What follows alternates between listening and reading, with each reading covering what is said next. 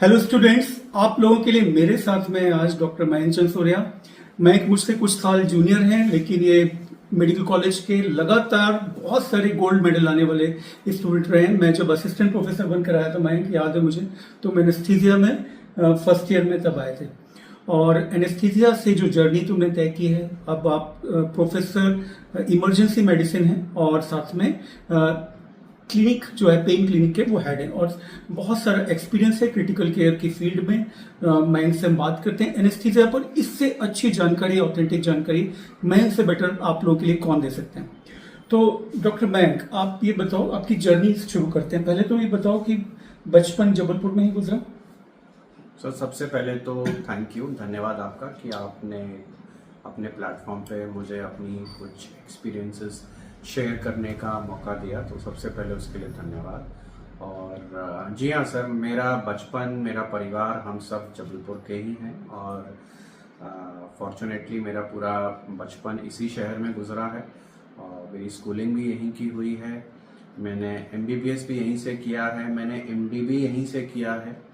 उसके बाद मैं 2 साल लगभग न्यू दिल्ली में था, वहाँ पे मैंने SR-शिप करी और SR-शिप मैंने क्रिटिकल केयर में करी। और कहीं ना कहीं ये टर्निंग पॉइंट था मेरी लाइफ का। और उसके बाद मैं वापस जबलपुर आया क्योंकि उस समय के हमारे जो हेड ऑफ द डिपार्टमेंट थे डॉक्टर कृपलानी सर, हाँ, वो काफ़ी मुझे पसंद करते थे और वो चाहते थे कि मैं वापस कॉलेज आके ज्वाइन करूं, एकेडमिक से जुड़ूं। तो उन्होंने मुझे बोला कि तुम आओ जबलपुर में ज्वाइन करो एज एन SR। तो फिर मैं वापस दिल्ली छोड़ के अपने शहर में आया। मैंने एज एन SR एनेस्थीसियोलॉजी में ज्वाइन किया, बट मेरा इंटरेस्ट दिल्ली में रह के ऑलमोस्ट पूर्णतः क्रिटिकल केयर की तरफ आकर्षित हो चुका था। तो और ये बात डॉक्टर कृपलानी को बहुत पसंद थी कि एनेस्थीसियोलॉजी में जो भी लोग हैं वो उस समय क्रिटिकल केयर और पेन मैनेजमेंट जो था वो एक उभरता हुआ फील्ड था, उसमें इंटरेस्ट लें। तो वो उन्होंने मुझे पूरा मौका दिया कि मैं ICU में काम करूं और मैं अपना ज़्यादातर समय ICU में ही बिताता था उस वक्त। उससे मुझे एक्सपीरियंस मिला, नॉलेज मिली, मज़ा आया। फिर फॉर्चुनेटली उसी वक्त डॉक्टर कृपलानी का रिटायरमेंट था और वो चाहते थे कि उनके रिटायरमेंट के पहले इस डिपार्टमेंट में NSCB मेडिकल कॉलेज जबलपुर के एनेस्थीसियोलॉजी डिपार्टमेंट में पेन क्लिनिक स्टार्ट हो जाए। तो उन्होंने बहुत लोगों से पूछा होगा, फिर लास्ट में मुझसे रिक्वेस्ट किया कि तुम फेलोशिप करके आ सकते हो क्या और यहाँ पे पेन क्लिनिक स्टार्ट कर सकते हो। ये मेरी ड्रीम है कि मेरे रिटायरमेंट के पहले ये चलती हुई पेन क्लिनिक मैं देखना चाहता हूँ। तो मैं चाह के भी, क्योंकि वो मेरे टीचर थे, मैं उनको मना नहीं कर पाया। तो मैं फेलोशिप के लिए गया, पेन की, कोलकाता गया। डॉक्टर गौतम दास जो आज भी मेरे गुरु और मेंटर हैं, उनसे मैंने पेन की फेलोशिप सीखी और उसके बाद भी मैं लगातार बहुत बार उनके पास गया एज अ स्टूडेंट भी, और फिर उन्होंने मुझे वहाँ फैकल्टी का दर्जा भी दिया। आज भी मैं वहाँ फैकल्टी हूँ। और तो फिर मैंने यहाँ पे आके कृपलानी सर की, मतलब उनकी ही पूरी मेहनत थी कि उन्होंने मुझे एज एन सीनियर रेसिडेंट एक इंडिपेंडेंट पेन क्लिनिक खोल के दी। तो फिर मैं, मतलब अब मेरा पूरा ध्यान पेन क्लिनिक और क्रिटिकल केयर पे था, इसलिए फिर मेरा OT में, एनेस्थीसियोलॉजी में सहयोग उतना ज़्यादा नहीं रहा, क्योंकि मेरा प्यार तब से क्रिटिकल केयर की तरफ था और पेन की तरफ था। तो मैंने उसको ही परस्यू किया।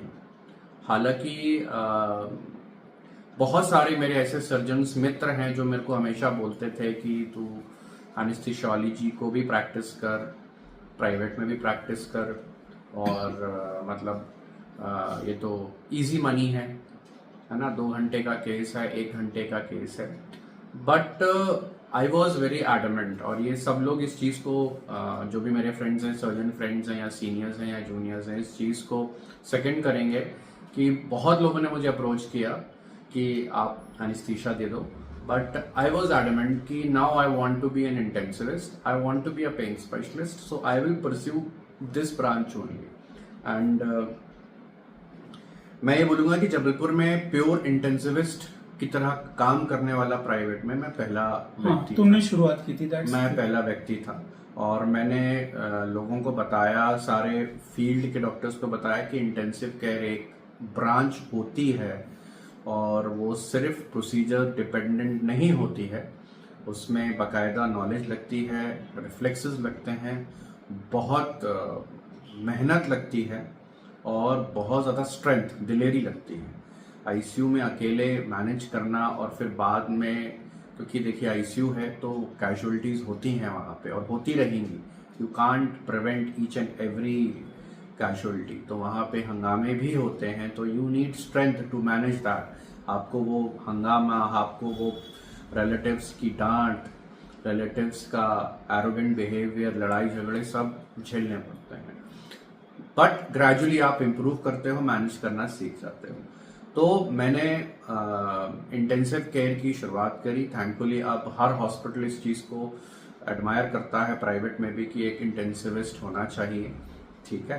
तो वो मैंने किया और फिर कुछ मैं ईश्वर का और अपने माता पिता का और अपनी फैमिली का धन्यवाद करता हूँ कि उनकी ब्लेसिंग्स है मेरे साथ, कि मुझे, क्योंकि क्रिटिकल केयर और पेन ही पसंद था उस समय से, तो मुझे मेडिकल कॉलेज में ही मौका मिल गया इमरजेंसी मेडिसिन का professor and head of the department बनने का। और क्योंकि वो मेरी मनचाही फील्ड थी तो मैंने उस अपॉर्चुनिटी को लिया। आज मैं प्रोफेसर एंड हेड हूँ इमरजेंसी मेडिसिन का, सारी इमरजेंसीज आती हैं, मेरे पास एक छोटा सा आईसीयू है। और अब क्योंकि मैं हेड ऑफ द डिपार्टमेंट हूँ तो मैंने पेन क्लिनिक स्टार्ट की है। I have the best of machines, best of equipments like radio frequency, USG, ozone and everything।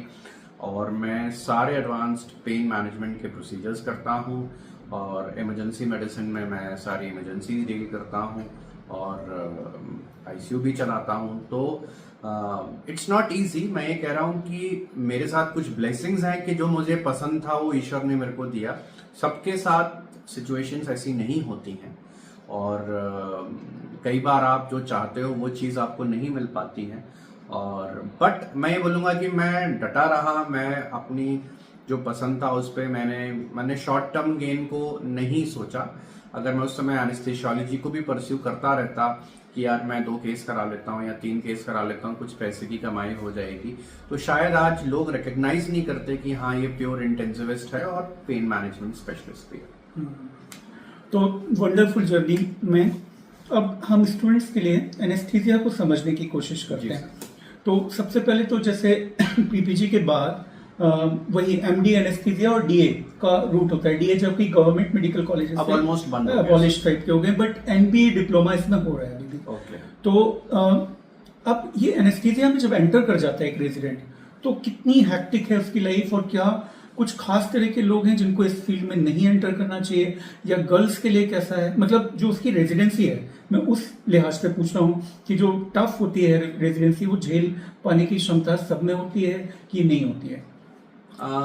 Sir देखिए, क्योंकि मैं एक एनेस्थेसियोलॉजिस्ट हूँ, बट आज मैं बिल्कुल अनबायस्ड अपने ओपिनियंस रखूंगा ताकि जो भी हमारे दर्शक इस चीज़ को देख रहे हैं वो अपना निर्णय खुद लें मेरी बातें सुन के। देखिए, एनेस्थेसियोलॉजी हेक्टिक तो है, पर अगर मैं उसको कंपेयर करूं कि सर्जिकल ब्रांचेस से, specifically 3 branch like surgery, general surgery, obsgynae and orthopaedics, तो उसके कंपैरिजन में बहुत कम हेक्टिक है। ठीक है। और सबसे इम्पॉर्टेंट बात होती है सर कि आप किस कॉलेज में और उस किस डिपार्टमेंट में एडमिशन ले रहे हैं, वहाँ का माहौल कैसा है, वहाँ के टीचर्स कैसे हैं, वहाँ का एनवायरनमेंट कैसा है। अगर वहाँ पे फैमिली और फेमिलियर और फ्रेंडशिप वाला एनवायरनमेंट है, जहाँ पे पीजीज के समस्याओं को समझा जाता है, उनको रेस्ट प्रॉपर मिलता है, then it is not tough job. Because हमारे सर्जिकल रेसिडेंट्स, मैंने इतने साल से देख रहा हूँ, हमसे ज्यादा काम करते हैं और ये ट्रुथ है। जिसको भी मेरी बात गलत लगे, आई एम सॉरी, ठीक है। और दूसरी बात है कि अब लेकिन जहाँ पे डिपार्टमेंट में ही समस्याएं हों तो फिर ऐसी जगह जाके कोई भी पीजी कितना भी मेंटली स्ट्रांग क्यों ना हो परेशान हो सकता है। ये तो सर आप भी मानते हैं। बिल्कुल, ये तो ये पीडियाट्रिक्स में भी हो हाँ। सकता है, ईएनटी में भी हो सकता है, ऑप्थल में भी हो सकता है, एनी ब्रांच में हो सकता है कि डिपार्टमेंट। तो मुझे लगता है कि जब कोई पीजी एनेस्थेसियोलॉजी के बारे में सोच रहा है तो डेफिनेटली अगर आपकी रैंक अच्छी है तो आप बहुत एलिट इंस्टीट्यूट सोचते हो, और आपकी रैंक मिडिल में है तो आप बेसिक इंस्टीट्यूट सोचते हो। बट मुझे ऐसा लगता है कि आपको जिस भी इंस्टीट्यूट में आप लेना चाह रहे हो, आप वहाँ के माहौल के बारे में एक बार पता जरूर अंदर कर से लो। पता कर आप लेना। वहाँ के स्टूडेंट्स से पूछ लो कि भाई वहाँ माहौल कैसा है, पीजीज खुश हैं नहीं है, ठीक है, टीचर्स का बिहेवियर कैसा है, ठीक है, काम का शेड्यूल कैसा है। अगर ये सारी चीजें बेहतर हैं वहाँ पे तो मुझे लगता नहीं है कि एनेस्थेसियोलॉजी को परस्यू करना इतना मुश्किल काम है। हाँ, क्योंकि हम एमबीबीएस के लेवल पे एकदम अनिभिज्ञ होते हैं। We are ignorant about anaesthesiology, let us be very frank. हाँ, वो पूरे तो एनेस्थेसियोलॉजी में जब हम घुसते हैं तो शुरू के 3 महीने ओरिएंटेशन बनाने में लग जाते हैं, बट उसके बाद if you can just carry on for 3-4 months then it is a smooth journey if it is a good department, ठीक है। हाँ, ये बात जरूर है कि अगर आप सोचें कि ये प्रोसीजर बेस्ड डिपार्टमेंट है या फील्ड है तो ऐसा नहीं है, ये प्रोसीजर बेस्ड फील्ड है, बट ये इकलौती ऐसी फील्ड है जहां पे मेडिसिन और प्रोसीजर्स का एक दोनों का सिनर्जिस्टिक इफेक्ट है। You have to read a lot, ठीक है, आपको मेडिसिन पढ़नी पड़ती है, आपको हर ब्रांच पढ़नी पड़ती है, और basically you are perioperative specialist physicians. तो आपको फिजिशियन भी होना चाहिए। You have to read a lot and then you have to be very good in your reflexes, very good in managing emergencies, very good in procedures. तो after 3-4 months if you can do all these things then it is a smooth journey, इतना कोई hectic नहीं होता। Females जो post graduates हैं या जो लोग लेना चाहते हैं, जितनी भी हमारी फीमेल स्टूडेंट्स हैं, उनके बारे में ये बोलूंगा कि मैं it is a wonderful branch, I would say that. उसके प्रोज भी हैं, कॉन्स भी हैं, वो मैं सारे आपको बता सकता हूँ। लास्ट फ्यू ईयर से मैं देख रहा हूँ कि एनेस्थेसियोलॉजी में फीमेल्स की जो संख्या है वो ऑलमोस्ट 30-40% से 80% तक चली गई है। मेल पीजीज कम हो गए, ठीक है, and it's very nice to see कि दे आर चूजिंग एनेस्थेसियोलॉजी। तो फीमेल्स के लिए फायदा ऐसा है कि if you are not interested in any surgical branch then you can choose anesthesiology, and after getting out from anesthesiology you have 2-3 directions, like you can pursue either anesthesiology plane, आप anesthesiology करिए, ठीक है, आप pen पकड़ लीजिए, आप critical care कर लीजिए, तो आपका सेटलमेंट जो है प्राइवेट में या गवर्नमेंट कॉलेजेस में भी बहुत वैकेंसीज निकलती हैं, तो आपको जॉब्स लग जाएंगी, आपको प्राइवेट कॉर्पोरेट्स में जॉब्स लग जाएंगी, या फिर आप अच्छी फैमिली लाइफ लीड करना चाहते हैं तो आप प्रैक्टिस करिए एनेस्थीसिया की, 2 केस दिन में, 3 केस दिन में कराइए, रात को फ्री रखिए अपना, ठीक है। इनिशियली डेज में दिक्कत होती है कि भाई रात को भी आपको कॉल्स अटेंड करने पड़ते हैं, बट ग्रेजुअली आप सफिशिएंट पैसा 2-3 केस करा के आप अर्न कर लेते हो, and then you are free at home to look after your family and kids and everything. तो ये इसके फायदे हैं। अब घाटे क्या हैं कि अब इसी को हम रिवर्स में कर लें कि एक फीमेल के लिए समस्या ये है कि कई फीमेल्स को लगता है कि हमको एक फिक्स्ड 6-8 घंटे की जॉब मिल जाए, ठीक है, कि भाई हम 9 बजे 8 बजे जाएं और 2 बजे 4 बजे फ्री हो जाए, ठीक है, और हमको एक फिक्स्ड पैसा मिल जाए, ठीक है। तो अगर गवर्नमेंट जॉब मिल जाती है तो वेल एंड गुड, आपको कॉर्पोरेट में जॉब मिल जाती है वेल एंड गुड, ठीक है। बट अगर आप प्राइवेट प्रैक्टिस करते हैं, पर केस प्रैक्टिस करते हैं, तो कई बार आपको रात को कॉल्स बुलाए जाते हैं, है ना, और शुरुआत में आपको प्रैक्टिस जमाने के लिए रात के कॉल्स को लेना पड़ता है, ठीक है, खासकर caesarean, because it is an emergency. आप खुद भी रात में खूब प्रैक्टिस करें सर सिजेरियन में, है ना, तो वो हम मना नहीं कर सकते, तो फिर आपकी फैमिली लाइफ डिस्टर्ब हो सकती है, but if you can do that, otherwise it is as far as money is concerned, I would say कि क्योंकि देखिए at the end of the day जब भी कोई हम बाहर निकलते हैं तो हम एक अच्छी लाइफ और एक अच्छा पैसा चाहते हैं, late us be very Frank, और तो कोई कुछ चाहता है। ये दो इंपॉर्टेंट चीजें हैं। तो एनेस्थेसियोलॉजी में आपको अच्छी लाइफ और अच्छा पैसा शुरुआत से मिल जाता है compare to any surgical branch. ठीक है, अब इसके भी देखिए कि एनेस्थेसियोलॉजी में इंसान पैसा जल्दी कमाना चालू कर सकता है, 1-2 साल में वो अच्छा खासा पैसा कमाता है, पर डेफिनेटली एक टाइम के बाद वो प्लेटू हो जाता है। ठीक है, वो प्लेटू हो जाता है। उसके बाद विथ एज जब न्यू कमर्स आते हैं और आपकी प्रैक्टिस को धीरे धीरे ग्रैब करना चालू करते हैं तो वो पैसा कम भी होने लगता है। अगर आप तो और उसमें होता क्या है कि नए टेक्निक्स, नई नॉलेज के साथ नए लोग आते हैं तो वो बेटर तरीके से कराते हैं, सर्जन्स भी उनको प्रेफर करते हैं। ठीक है, तो और you are basically dependent on surgeons, हालांकि यू आर एज इम्पोर्टेंट और even more important than surgeons, but अगर वो बुलाएंगे तो ही आपको प्राइवेट में काम मिलेगा। ठीक है, तो अगर कोई दूसरा नया आ रहा है और वो कम पैसे में करने के लिए तैयार है तो ही माइट बी प्रेफर्ड, और it is a well proven fact. तो धीरे धीरे आपकी प्रैक्टिस कम हो सकती है, बट ऐसा नहीं है कि सबके साथ ऐसा होता है। मैं बहुत लोगों को जानता हूं जो बहुत उम्र दराज होने के बाद भी अच्छी प्रैक्टिस करते रहते हैं। You have to change according to this time and you have to change according to this scenario. और सबसे इम्पोर्टेंट बात है कि अगर आप पढ़ते लिखते रहते हो और टाइम के हिसाब से जो भी नए स्टडीज आ रहे हैं या कॉन्फ्रेंसेस या वर्कशॉप्स को अटेंड करके अपनी नॉलेज को और अपनी स्किल को हमेशा अपलिफ्टेड रखते हो तो आपको फिर इतनी दिक्कत नहीं आएगी। फ्रेश बहुत ही अच्छी जानकारियाँ थी ये, मतलब इन लोगों को मुझे पता है, मैं इनसे कनेक्टेड हूँ ना, इनको ये सब सुनना होता है जो तुमने बिना पूछे भी दे दी। तो ये पूछना है मुझे कि जैसे post graduate immediately pass out हुआ अभी, एसआरशिप कंप्लीट हुई है, मार्केट में आ गया, तो एक मिडिल सिटी में या कॉर्पोरेट सिटी में उसको डिफरेंट फ्रीलांसिंग से वो जो सर्जरी से कमा रहा है वो पर सर्जरी कितना मिलता है इनको लगभग मतलब हर सर्जरी में किस तरह का? सर देखिए, बहुत सारे ऐसे सोसाइटीज हैं जैसे कि एनेस्थीसिया की अपनी एक नेशनल बॉडी है, एक स्टेट बॉडी और एक लोकल बॉडी होती है। हर शहर की एक अलग लोकल बॉडी होती है। तो बहुत सारी ऐसी जगह हैं जहाँ की लोकल बॉडी के अपने रेट्स फिक्स रहते हैं। ठीक है, बहुत सारे सर्जन्स और एनेस्थीसियोलॉजिस्ट उसको प्रैक्टिस भी करते हैं, बट बहुत सारे लोग उसको प्रैक्टिस नहीं करते। तो जो बॉडीज के रेट्स हैं वो तो सर बहुत अच्छे हैं। ठीक है, मतलब आप मान के चलिए एग्जैक्टली मुझे रेट्स, क्योंकि मैंने आपको उदाहरण के लिए हाँ कि मैं क्योंकि एनेस्थीसियोलॉजी की प्रैक्टिस मैं करता ही नहीं हूँ, मैं क्रिटिकल केयर और पेन करता हूँ, तो बट मेरे को आइडिया है, बता सकता हूँ कि एक सिजेरियन का आपको लगभग 2000 से 2500 रुपए मिल जाएगा। ठीक है, एक लेप्रोटमी का जीए का आपको 4 से 5000 मिल जाएगा। अगर आप न्यूरो का केस कराते हैं तो आई थिंक 6000 से 8000 इवन 10,000 रुपए मिल जाएगा।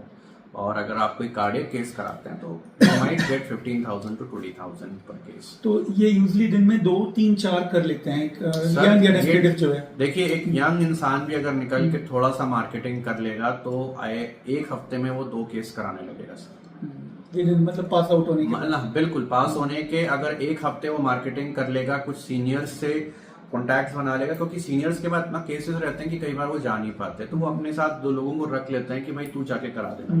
तो एक हफ्ते के अंदर 2 केसेस दिन के कराना कोई बहुत बड़ा इशू नहीं है। और अगर आपने सीरियसली मेहनत की, सर्जन को ऑड टाइम्स पे, लाइक वो बोले सुबह 5 बजे केस करना है, आप पहुंच गए, उसने बोला रात को 1 बजे इमरजेंसी करना है, आप पहुंच गए, तो वो आपको प्रेफर करेगा दिन के समय भी। तो आप 3 महीने में हो सकता है दिन के 5-5, 8-8 केसेस कराएं। 5 केस का मतलब on an average 20-30,000 rupees per day. एक एवरेज एनेस्थेसियोलॉजिस्ट अगर अच्छे से मेहनत करेगा तो I think 10,000 per day with in 6 months भी इजीली कमाने लगेगा।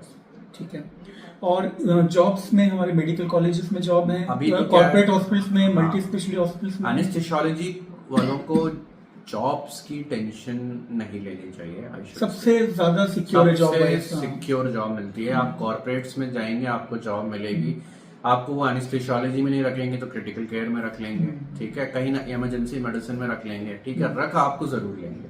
ठीक है, अनटिल अनलेस कोई बहुत सीरियस प्रॉब्लम हो। और आजकल क्योंकि एमपी में, मैं एमपी की बात करूँ कि मुझे यहाँ का नॉलेज है, नए मेडिकल कॉलेजेस खुल रहे हैं तो इतनी सारी वैकेंसीज निकल रही हैं कि अगले 10 साल तक तो आपको गवर्नमेंट जॉब्स भी इजीली मिल जाएंगी।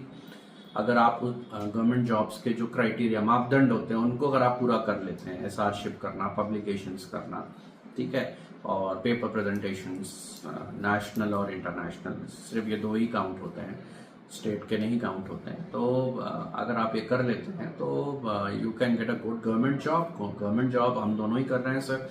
It's a wonderful security in life. ये आप भी मानते हैं, मैं भी मानता हूँ। प्राइवेट प्रैक्टिस नो मैंने भी मतलब बहुत की है, अभी भी कर रहा हूँ, बट हमको पता है कि it's not easy. Private practice में आपको रोज जूझना पड़ता है, ठीक है, बट गवर्नमेंट जॉब में विद एज जब आप सीनियर होते जाते हो तो आपकी जिंदगी थोड़ी सी रिलैक्स्ड हो जाती है। और सबसे अच्छी बात है कि जिसको मैं रिलीज करता हूँ, आप भी रिलीज करते हैं, वो है एजुकेशन से जुड़े रहना, ठीक है, हमेशा अपडेटेड रहना, पढ़ना, फिर पढ़ाना और नई नई चीजें सीखना, ठीक है। तो ये हमें मेडिकल कॉलेज में बेनिफिट्स मिलता है। ऐसा नहीं कि आप ये प्राइवेट में नहीं कर सकते, बट वहां मौके नहीं मिलते इतनी इजी। मैं अभी एक क्वेश्चन ये है कि इस फील्ड में डीएम बहुत सारे अब आ गए हैं। मैं आपको डीएम बता देता हूँ एन्यूमरेट करके, क्योंकि हो सकता है पूरे पता नहीं हो अभी 2023 प्रॉस्पेक्टस के हिसाब से। DM neuro anaesthesia, DM cardio anaesthesia, DM critical care medicine, एक और आया है DM organ transplant with critical care medicine, और एक और आ गया है DM paediatric and neurology anaesthesia. Okay, तो ये 5 हैं। पेन का नहीं है अभी डीएम, मैंने जो देखा। सर पेन का डीएम स्टार्ट हो गया है। हो गया? पहले डीएम पास आउट भी हो गए। He is a very good friend of mine, he is doctor Ravishankar Sharma. But DM pain जो है वो सिर्फ एम्स ऋषिकेश कराता है। शायद पिछले साल के प्रॉस्पेक्टस में पता नहीं क्यों एंट्री में नहीं दिखा मुझे वो। नहीं, हो सकता है इस बार भी स्टूडेंट आए हैं वहाँ पे। एम्स ऋषिकेश ने ही, बाकी एम्स ने नहीं निकाला है अभी।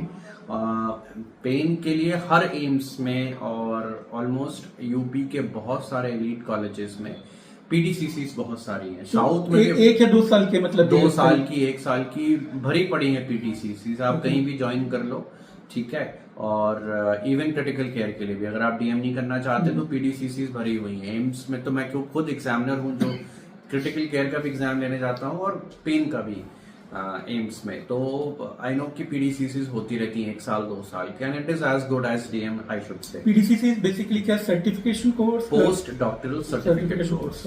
ये हर ब्रांच में होता है। मतलब ऐसा नहीं है कि अगर आप जनरल सर्जरी के बाद लैप्रोस्कोपी में काम करना चाहते हो उसमें भी पीडीसीसी होता है। अगर आप जनरल सर्जरी के बाद कोई हैंड सर्जरी में करना चाहते हो उसमें पीडीसीसी। अगर आप सुपर स्पेशलिटी क्रैक नहीं कर पा रहे हो तो आप पीडीसीसी कर सकते हो। और प्राइवेट सेक्टर में इट डजंट मैटर ना कि अब डीएम का टैग ही हो। अगर प्राइवेट सेक्टर में काम अगर आपको काम आता है तो आप पीडीसीसी करके ज्यादा बेहतर कर लेते हो। उसके साथ एक मैं आपको बता रहा हूँ, आपने मुझे डीएम गिनाए। एनेस्थेसियोलॉजी में डीएम उनको लेनी चाहिए जो हमेशा कॉर्पोरेट्स में काम करना चाहते हैं, या इंस्टीट्यूट भी बोल सकते हैं, इंस्टीट्यूट्स में काम करना चाहते हैं, ठीक है। क्योंकि अगर आप प्राइवेट में काम करना चाहते हैं तो सिर्फ देखिए, अगर आप डीएम और ऑर्गन ट्रांसप्लांट करके आए हैं तो आप प्राइवेट लोकम प्रैक्टिस तो कर नहीं पाएंगे। आपको इंस्टीट्यूट से ही जुड़ना पड़ेगा। कोई छोटा मोटा हॉस्पिटल तो ट्रांसप्लांट करा नहीं पाएगा, ठीक है। तो ऐसे इंस्टीट्यूट्स तो एलीट ही होंगे। पूरे हिंदुस्तान में हम मान लें कि 25-40 होंगे ऐसे इंस्टीट्यूट्स, या 50 होंगे जहां पे ऑर्गन ट्रांसप्लांट होता है। तो आपको इनमें ही कहीं ना कहीं सेट होना पड़ेगा, इंस्टीट्यूट्स और कॉर्पोरेट्स, ठीक है। डीएम कार्डियक एनेस्थीसिया फिर भी बेटर है, क्योंकि आप जबलपुर जैसे शहर में रह के 2 से 3 हॉस्पिटल्स जहाँ पे कार्डियक एनेस्थीसिया होता है, कार्डियक सर्जरीज होती है, उनको आप ज्वाइन कर सकते हैं और आप तीनों जगह से पर केस या एक फिक्स्ड अमाउंट लेके डिसेंट पैसा कमा सकते हैं। डीएम न्यूरो एनेस्थीसिया बहुत ट्रिकी ब्रांच है। मैं इसलिए बोलूंगा कि एक एमडी एनेस्थीसिया भी उतना ही अच्छा केस करा रहा है और कुछ पैसे कम में, ठीक है। तो सर्जन्स 90% ऑफ द टाइम्स उसी को प्रेफर कर लेते हैं, ठीक है। और डीएम करने के बाद आपका थोड़ा सा ईगो भी बढ़ जाता है, इट इज अ फैक्ट। और फिर आप थोड़े पैसे भी ज्यादा डिमांड करते हो, बट एमडी वाला भी उतना ही अच्छा केस करा के देता है, ठीक है। तो उसमें उतना फायदा नहीं है, ठीक है। फिर आप देखिए DM paediatric and neonatal anaesthesia, ये भी ट्रिकी ब्रांच है। अगर आप देखिए क्योंकि पीडियाट्रिक एनेस्थीसिया भी आपने मतलब बहुत सारे आपने भी मैनेज किए होंगे, एक एमडी भी बहुत अच्छे से करा लेता है, ठीक है। तो आपको डीएम करके हम लोग एलीट इंस्टीट्यूट में ही सेटल होना पड़ेगा, क्योंकि वहीं पे आपकी डीएम की वैल्यू है, ठीक है। डीएम क्रिटिकल केयर करके डेफिनेटली आप बहुत अच्छा सीख सकेंगे, आपको तुरंत जॉब मिल जाएगी। उसमें आप दोनों चीजें कर सकते हैं, या तो आप कॉलेज ज्वाइन कर लीजिए, इंस्टीट्यूट ज्वाइन कर लीजिए, आप कॉर्पोरेट ज्वाइन कर लीजिए, ठीक है। कॉर्पोरेट में शुरू में आपकी लाइफ हेक्टिक रहेगी, आप सीनियर होते जाएंगे, आपके लोग अंडर आते जाएंगे, तो आप हेड ऑफ द डिपार्टमेंट बन जाएंगे, तो लाइफ ईजी हो जाएगी, ठीक है। फिर आपको रात में आने की जरूरत नहीं पड़ेगी, आपके जूनियर्स मैनेज कर लेंगे शुरुआत में, लेकिन आपको 5-10 साल बहुत मेहनत करनी पड़ेगी, ठीक है, डिपार्टमेंट को स्टैब्लिश करने के लिए। और अगर आप इंस्टीट्यूट से नहीं जुड़ना चाहते हैं तो आप एक जबलपुर जैसे शहर में 3-4 हॉस्पिटल के आईसीयूज को मैनेज कर सकते हैं और ठीक ठाक पैसा कमा सकते हैं। तो इनमें जो है बेस्ट 2 डीएम तुम कौन से मानोगे यदि किसी को करना ही हो तो? सर अब देखिए ये थोड़ा सा मुश्किल क्वेश्चन है कि हम किस पर्सपेक्टिव से, अगर हम सेटलमेंट के हिसाब से देख रहे हैं तो DM neuro anaesthesia, DM paediatric neonatal and paediatric anaesthesia, इनकी वैल्यू बड़े शहर और बड़े इंस्टीट्यूट्स में ही होगी, तो इनके लिए छोटे शहर में सेटल होना मुश्किल रहेगा। अगर ये एमडी जैसा ही काम करने लगेंगे, भूल जाएंगे कि हम डीएम हैं, तो ये छोटे शहर में भी सेटल हो जाएंगे, ठीक तो है। मतलब ये लिमिटेशन है, लिमिटेशन है। अगर आप अपनी डीएम को वैल्यू देना चाहते हैं तो then you will have to settle in a big institute, तो बिग मेट्रो। ये 5 में से मतलब pain management and critical care मुझे जो तुमसे सुन के लग रहा है हाँ। अच्छे लग रहे हैं ज्यादा, डीएम क्योंकि कहीं भी DM critical care is good, DM cardiac anaesthesia is good. हाँ, डीएम कार्डियक एनेस्थीसिया में मैं ये बोलूंगा कि लाइफ में केसेस बड़े मोनोटोनस हो जाते हैं, तो कई बार इंसान को लगता है कि यार कुछ नया नहीं है, मतलब रोज जिए देना है, आप अपने बेसिक प्रोसीजर्स से दूर हो जाते हो, रीजनल एनेस्थीसिया से दूर हो जाते हो, बट आप सोच के ही घुसते हो, तो उसमें इतना बड़ा नहीं है। DM critical care is at the top, then DM cardiac anaesthesia is good, equally are good neuro anaesthesia and organ transplant, but वहां पे अपना है कि आपको फिर अपने लिए इंस्टीट्यूट चुनना पड़ेगा। और पेन मैनेजमेंट वो कैसा है? डीएम पेन मैनेजमेंट देखिए it is just like any other you know OPD based practice, चाहे वो आपकी ब्रांच हो या मेडिसिन हो या सर्जरी हो या एनी अदर, उसमें अगर आप डीएम कर लेते हो या फेलोशिप्स कर लेते हो, ट्रेनिंग ले लेते हो, तो आपका कर्व वैसा ही है जैसा किसी दूसरे ओपीडी पर्सन या सर्जन का रहेगा। आपको शुरुआत में बहुत मेहनत करनी पड़ेगी, ओपीडी बनानी पड़ेगी, रिजल्ट्स देने पड़ेंगे, बट अगर एक बार आपकी ओपीडी और रिजल्ट्स बन गए और आपको इंटरवेंशंस मिलने लगे, then you can earn a lot. घर पे बैठे आराम से अपनी ओपीडी चलाई, अपने टाइम के हिसाब से अपनी प्रोसीजर्स आपने रखे करे, और you know you can earn much more than a surgeon. Peak income एक मिडिल सिटी में लगभग पेन मैनेजमेंट क्लिनिक यदि कोई करता है तो सर ये कहना भी बहुत मुश्किल है, because I am following pain since last 10-12 years. मैं तब से मैं पेन को फॉलो बहुत क्लोजली कर रहा हूँ, ठीक है, बहुत नेशनली, क्योंकि मैं ईश्वर की कृपा से मैं नेशनल और इंटरनेशनल फैकल्टी हूँ। हर मेन इस बार जो नेशनल पेन की कॉन्फ्रेंस हो रही जबलपुर में, मैं उसका को ऑर्गेनाइजिंग चेयरमैन भी हूँ, ठीक है। तो मैंने बहुत क्लोजली देखा है, तो as such sir peak time नहीं बोलेंगे कि कोई आता है। पेन मैनेजमेंट में क्या है, क्योंकि हमारे patients, I am very truthful, है ना, जो प्रोज है वो यही है कि आप ओपीडी चलाओ, अपने हिसाब से पैसे कमाओ, अपने हिसाब से, और काफी पैसा कमा लो अगर सब अच्छा चल रहा है तो। अगर आप उसके जो कॉन्स हैं पेन मैनेजमेंट के, जो दिक्कत है वो ये है कि आपके पेशेंट्स ऑर्थोपेडिक सर्जन्स और न्यूरो सर्जन्स और न्यूरो फिजिशियंस के साथ डिवाइडेड रहते हैं, ओवरलैप करते हैं। तो आप सोचे कि और उनके पास जो बीमारियां हैं वो बहुत ज्यादा हैं, तो आप सोचो कि उनकी जैसी प्रैक्टिस सेट हो जाएगी, तो मैंने अभी तक इंडिया में किसी की भी प्रैक्टिस उस लेवल की सेट नहीं देखी है। बट यहाँ फायदा यह है कि अगर आपके 8-10 पेशेंट की ओपीडी भी सेट हो गई और आपने 2 प्रोसीजर्स भी कर लिए, तो आपने इसमें प्रोसीजर्स बड़ी अच्छी है। प्रोसीजर्स जैसे मैंने आंटी आपकी मदर का भी किया, मैं बोलने वाला था कि तब तुमने एक और बात बोली थी मैंने पूछा था कि किसी पेन वगैरह कोई तो तुमने बोला था सर दुनिया में किसी भी व्यक्ति को पेन के साथ जीने की अब जरूरत नहीं है, मतलब कोई भी बीमारी से आपको एटलीस्ट पेन से तो निजात ये लोग दिला ही सकते हैं। बिल्कुल सर, बिल्कुल बिल्कुल। कुछ प्रोसीजर्स हैं पेन के, जैसे स्पाइनल कॉर्ड स्टिमुलेशन। अनफॉर्चुनेटली वो मेरे लेवल पे पॉसिबल नहीं है, क्योंकि वो 15 लाख का प्रोसीजर है, और वो यूजुअली इंश्योर्ड पेशेंट्स अब्रॉड में ही कराते हैं, या very few institutes in India करते हैं। तो वो तो ऐसी चीज़ है सर कि शरीर के किसी हिस्से में भी दर्द हो, वो तो आप उसको इम्प्लांट कर दो, then that patient would not have pain. कोई भी पेन हो, मैलिग्नेंसी हो, क्रॉनिक पेन हो, एनी मतलब अब यहाँ पेन की क्लास तो है नहीं, एनी सॉर्ट ऑफ पेन। तो और ये WHO भी बोलता है कि हर इंसान को पेन रहित होने का पूरा हक है, और कैंसर पेन रिलीव करना हमारा as a part of humanity है। तो आप पेन में 8-10 की ओपीडी बना लेते हैं, प्रोसीजर्स कर लेते हैं 1-2, I think you will learn a lot. अब वो फायदा है कि एनेस्थेसियोलॉजी में आपको भगना पड़ रहा है, आपके रिफ्लेक्सेस, जब पेशेंट का बीपी गिरता है ड्यूरिंग द केस या कोई कॉम्प्लिकेशन हो जाता है, तो आपका भी बीपी बढ़ जाता है, आप भी परेशान हो जाते हो, स्ट्रेस्ड आउट हो जाते हो। पेन में ये सारी समस्याएं कम है, ठीक है। और आप 2 प्रोसीजर कर लेते हो यहाँ पे, पर प्रोसीजर आपको 10,000 से 20,000, 30,000, 40,000, 50,000 अकॉर्डिंग टू द प्रोसीजर मिल जाता है। तो अगर अच्छा प्रोसीजर एक भी मिल गया आपको तो बहुत है। तो दोनों काम को साथ लेके चल सकते हैं नए लोग की एनेस्थेसियोलॉजी भी कर रहे हैं, जो कोर है कर रहे हैं, और पेन भी कर रहे हैं, बहुत सारे लोग कर रहे हैं, मेरे बहुत सारे फ्रेंड्स हैं। होता क्या है, शुरुआत में पेन की प्रैक्टिस में ओपीडी आती नहीं, रिफर्ड पेशेंट्स ऑर्थोपेडिक सर्जन्स वगैरह उसमें मिलते नहीं है, कुछ लोगों को मिलने लगते हैं तो वो जल्दी एनेस्थीसिया से क्विट कर जाते हैं, कुछ लोगों को नहीं मिलते हैं, तो फिर वो धीरे धीरे अपनी पेन की प्रैक्टिस जमाते हैं। बट घर तो चलाना है, उसके लिए पैसा तो चाहिए, तो वो एनेस्थीसिया की प्रैक्टिस भी करते रहते हैं। फिर एक समय आता है कि अगर उनकी प्रैक्टिस जम जाती है तो वो एनेस्थीसिया छोड़ देते हैं, और नहीं जमती है तो पेन छोड़ देते हैं।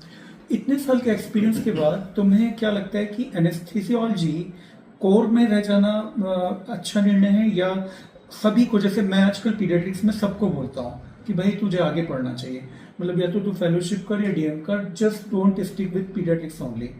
मैं सारे स्टूडेंट को बोलता हूँ, क्योंकि इतनी सैचुरेटेड हो गई ना ये ब्रांच हमारी, तो तुम देखते हो गली गली में पीडियाट्रिशियन है।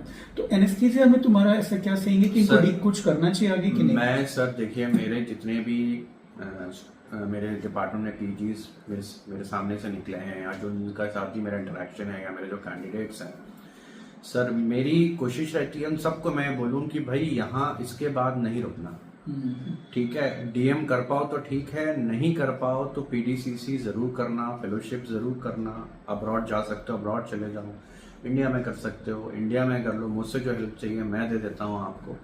बट पेन या क्रिटिकल केयर में से कोई एक जरूर करना, ठीक है।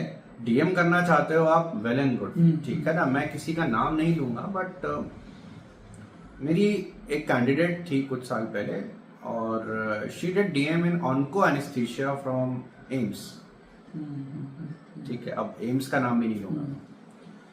उसके करने के बाद at the time of admission she was very happy, और उसने सब मुझसे शेयर भी किया। बट पास होने के बाद भी वो बहुत परेशान रही, क्योंकि उसको डीएम के हिसाब से काम नहीं मिल रहा था, और अभी वो एनेस्थीसिया में लेक्चरर है एक प्राइवेट मेडिकल कॉलेज में। तो वो पहले भी बन सकती थी। तो मैं इसलिए बोलता हूँ कि जिस चीज में कुछ फ्रूटफुल मिले आप वो काम करिए। क्रिटिकल केयर में आपको फायदा मिलेगा, पेन में आपको फायदा मिलेगा। अगर आपका खुद का हॉस्पिटल है, खुद का इंस्टीट्यूट है, होते हैं कई लोगों के, तो आप डीएम कर लीजिए। या आप सोच ही रहे हैं, आपकी पहुंच है, आपके पेरेंट्स भी जुड़े हुए हैं, तो आप कर लीजिए, डीएम कर लीजिए। वरना अगर आप जल्दी पैसा कमाना चाहते हैं तो आप 1-2 साल की फेलोशिप कर लीजिए, आइए, सेटल हो जाइए, आप भरपूर पैसा कमा सकते हैं और लाइफ को अच्छा चला सकते हैं। अब 2 क्वेश्चन बस लास्ट है, वो ये कि लिटिगेशन, वायलेंस वगैरह का रिस्क किस रूप में इस ब्रांच में तुम देखते हो? क्योंकि ये क्वेश्चन मैं हर ब्रांच वालों से पूछने लगा। सर देखिए, वायलेंस और लिटिगेशन तो देखिए हर ब्रांच में है, ठीक है। एनेस्थेसियोलॉजी में ऐसा है कि आप लिटिगेशन में फंसते हो, उसमें जो आपका इंडेमनिटी है सबसे महंगा रहता है, ऑलमोस्ट सबसे ज्यादा एक्सपेंसिव इंडेमनिटी एनेस्थेसियोलॉजी में रहता है। इंडेमनिटी मींस इंश्योरेंस जो लेना पड़ता है, हमको प्रोफेशनल इंश्योरेंस जो होता है वो बहुत ज्यादा लगता है। इसलिए क्योंकि देखिए सर्जरीज के दौरान मिसहैप्स होते रहते हैं, और जब भी कोई मिसहैप होता है और कोई केस करता है तो सर्जन के साथ एनेस्थीसिया वाला ऑटोमेटिकली अटैच हो जाता है, ठीक है ना, क्योंकि वो हो ही जाता है, नोट्स जाते हैं, सब कुछ हो जाता है, ठीक है। तो अगर कोई ऐसा ऑड कुछ होता है तो फिर वो एनेस्थीसिया वाला भी उसमें फंस सकता है। Pure anaesthetic deaths are very very very very very rare. जहाँ पे एनेस्थीसिया की कॉम्प्लिकेशन से किसी की डेथ हुई, ये सिचुएशंस बहुत रेयर होती हैं। आजकल इतना सेफ ड्रग्स हैं, सेफ टेक्निक्स हैं कि अगर if you are 50% also good in anaesthesiology, आपकी किस्मत बहुत खराब होगी तो प्योर एनेस्थेटिक डेथ होगी। हाँ, एनेस्थेटिक हो गया, कुछ सर्जिकल कॉम्प्लिकेशन हो गया, उसके बाद तो डेथ्स हो ही सकती हैं, ठीक है, बट एज सच ये डिफिकल्ट है। क्रिटिकल केयर में अगर आप इंस्टीट्यूट में काम कर रहे हैं तो you are well protected, but litigations हो सकते हैं, ठीक है। और अगर आप लोकम प्रैक्टिस कर रहे हो तो आप या छोटे शहर में, छोटे हॉस्पिटल में तो हंगामे होते रहते हैं, तो थोड़ा सा आपको दिलेरी चाहिए, स्मार्टनेस चाहिए करने के लिए। पेन में भी देखिए समस्या लिटिगेशन की हो सकती है कि आप बिल्कुल कुछ भी ना सीख के कुछ भी उटपटांग कर रहे हो, ठीक है, और पेशेंट के साथ कोई कॉम्प्लिकेशन कर दिया तो आप पे लिटिगेशन हो सकता है, वो किसी भी ब्रांच में भी हो सकता है। और दूसरी बात यह है कि अगर आप पेन में पेशेंट को अगर आराम नहीं आता तो कई बार वो आपको परेशान करता है, स्पेसिफिकली अगर वो आपने उससे काफी पैसे लिए हुए हैं, वो सब ब्रांचेस में आपको भी पता है, ठीक है। अगर पेशेंट ट्रीटमेंट कराता है, पैसे देता है आपको, और कई बार उसको आराम नहीं आता, तो बहुत सारे समझदार लोग होते हैं, उस चीज को समझदारी से लेते हैं, कुछ लोग नहीं समझ पाते। और कोई कौन सी इसके अतिरिक्त जो तुम्हें लगता हो कि इस ब्रांच में है जो पता होना चाहिए स्टूडेंट्स को, या हमने सारे डिस्कस कर लिए? इस ब्रांच में देखिए सबसे फायदेमंद चीज मैं जो बोलूंगा, ड्यूरिंग पीजी, अभी थोड़ा सा लाइटर मोड पे लेते हैं, ड्यूरिंग पीजी एंड बाद की पीजी प्राइवेट में पार्टीज बहुत होती हैं। एनेस्थीसिया वाले हर ड्यूटी के टाइम पार्टीज करते हैं, माहौल बहुत सही रहता है, और उस पार्टीज में सर्जन भी ज्वाइन कर लेते हैं बहुत समय। बट एनेस्थीसियोलॉजी मुझे लगता है किसी भी इंस्टीट्यूट में चल रही हो, वहाँ के PGs are always known for parties, both within the OT and outside the OT, chill करते हैं, ठीक है। और बाद में भी होता क्या है कि देखिए क्रिटिकल केस आपको प्राइवेट में करा रहे हो तो 20 में से कोई 1 या 2 मिलते हैं, 18 केसेस स्मूथ केसेस होते हैं। तो आपने पेशेंट को इंड्यूस कर दिया, एनेस्थीसिया दे दिया, उसके बाद आप आराम से 2 घंटे बैठे हो अपनी चेयर पे, ठीक है, पेशेंट आउट हो गया, आप घर चले गए, ठीक है। बट वही सर्जन जो है उसका दिमाग उसके बाद और उसके ऑपरेशन के बाद भी पूर्णतः आपका केस में लगा रहता है कि कोई कॉम्प्लिकेशन ना हो जाए। अगर आपका केस खत्म हो गया, पेशेंट बढ़िया आउट हो गया, ठीक है, आपकी तरफ से कुछ नहीं हुआ, फर्स्ट 24 आवर्स हालांकि एनेस्थीसियोलॉजी की ड्यूटी है कि वो पेशेंट का फॉलोअप रखे और उसमें हेल्प करे, बट 90% ऑफ टाइम्स कुछ होता नहीं है, ठीक है। तो वो 2 घंटे अपना चेयर पे बैठते हैं और फ्री होकर घर जाते हैं। तो लाइटर नोट पर ये और पूछ लेते हैं, एनेस्थेटिस्ट और सर्जन को का अफेयर होते हैं कई बार, इतना इंटरेक्शन रहता है, और लड़ाई तो होती है, लड़ाइयाँ भी, बहस भी हो जाती हैं। Sir on a lighter mode क्या नाम है, सर्जन्स और मुझे लगता है एनेस्थीसियोलॉजी के सबसे ज्यादा मैरिजेस होती हैं, मतलब अब डेटा तो नहीं है, इंटरेक्शन होता है यार, अब इंटरेक्शन ही रहता है, साथ में दिन रात काम करना है, इंटरेक्शन करना है, ठीक है, और डांट साथ खानी है, स्ट्रेस से पूरा झेलना है, सब एक साथ ही होता है पूरा झेलना है। तो और ये तो देखिए ह्यूमन बिहेवियर है, आप जिसके साथ रहते हो, जिससे आपका बॉन्ड बन जाता है, फिर देन वो चीज आगे कैरी फॉरवर्ड हो जाती है। तो it's a very personal thing, अब इसके बारे में ज्यादा तो अपन बोल नहीं सकते, बट हाँ होते हैं, काफी होते हैं। और लड़ाइयाँ होती है, लड़ाइयाँ का रेशियो बहुत ज्यादा है, ठीक है। जो आपने अफेयर वाली बात की वो मुझे लगता है बहुत कम है, दैट इज 5%, लड़ाइयों का 200% है। पर एनेस्थीसियोलॉजी वाले दिलेरी से लड़ते हैं, ठीक है, उसमें कोई डिपेंडेंट है ना उन लोग, कॉलेज के दौरान में सर्जन डिपेंडेंट है उनका, वो दिलेरी से लड़ते हैं, और हम मतलब टॉप पे भी रहते हैं, मुझे ऐसा लगता है। कुछ नहीं, लोगों को एक नोट ही डाल रहे हैं कि पीएससी अभी कंप्लीट नहीं हुआ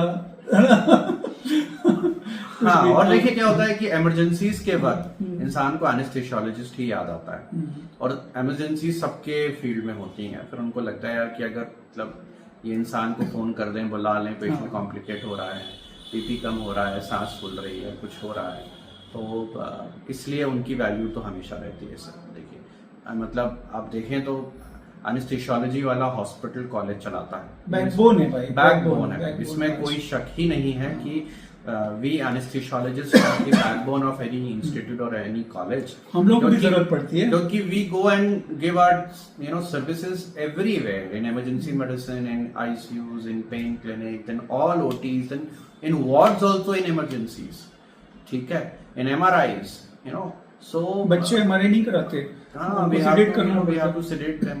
So we are everywhere. So you can't run a hospital without us. It's very difficult. तो मैं 40 मिनट का इंटरव्यू हो गया है। स्टूडेंट्स क्वेश्चंस पूछना, मैं तक पहुंचा दूंगा। बहुत बहुत अच्छा इंटरव्यू दिया, बहुत हेल्पफुल होगा, और ये मेरे ख्याल से कम 5 साल तक रिलेवेंट रहेगा, क्योंकि इसका जो कंटेंट है वो मुझे नहीं लगता कि 5 इयर्स में ओल्ड हो जाएगा। नहीं सर, है नहीं ना? होगा। हाँ, होगा तो मैं फिर हाँ, अपने फिर कुछ से नए के करेंगे। साथ ठीक है, thank you ma'am, Thank you, thank you sir. Very Thank much, you. Thank you.